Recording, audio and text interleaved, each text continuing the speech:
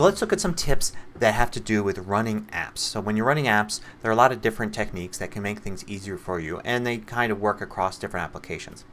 First, let's go back to the context menu that we learned in the last video, and notice that if I control click on an file here, and this is an image file, I get open as the very first thing, and that's the same as double clicking. It's just going to open it up in the default app. But I also have open with, and this will give me a list of all the applications I have installed that will handle this type of file.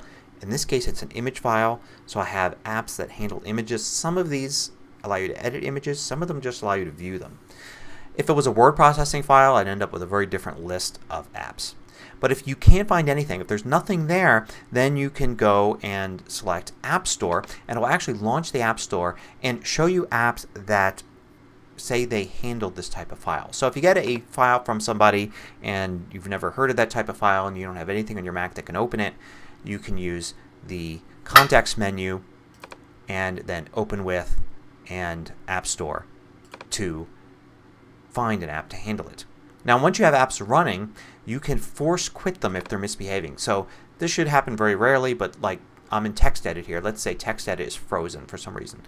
I would use Command, Option, and Escape. Command, Option, and Escape brings up Force Quit applications. I can select an application that's running and I can hit the Force Quit button, and that will force the app to quit even if it's unresponsive.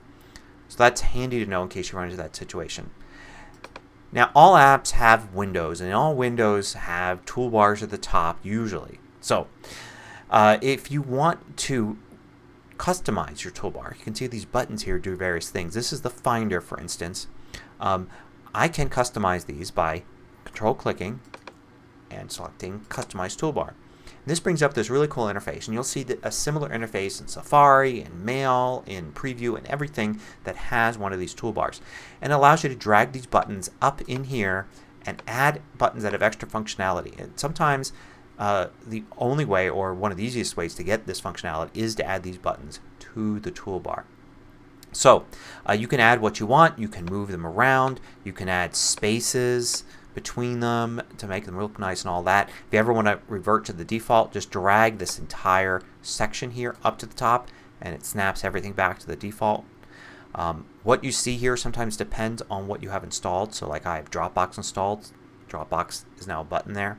I can also select icon and text or text only instead of just icons for these. So that's really useful. Now once you have applications running, switching between them is a matter of clicking on windows. Like here I can see the TextEdit window peeking through below. So I click on that and it brings TextEdit to the front. I click on Finder and it brings that to the front. I can also go down to the dock here and say, hey, calendar is running. I'll bring that to the front.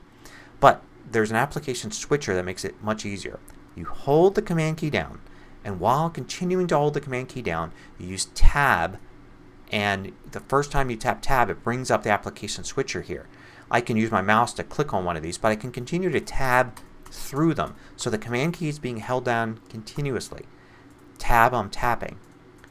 And when I get to the one I want, I release the Command key and it jumps to it.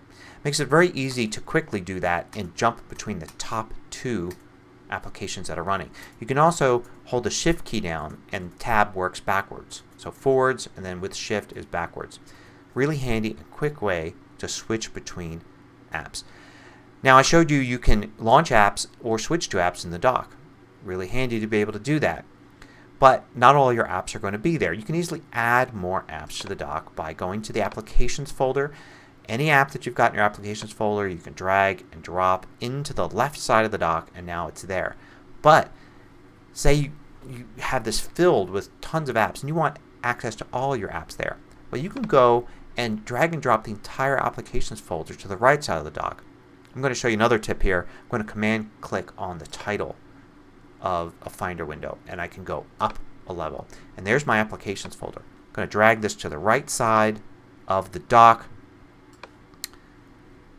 Try that again. Oh, it's already there. There's the Applications folder that it's been dragged to the dock. If I click on it, it brings up a list and I can scroll through and see every application. I can even see into folders in the Applications folder.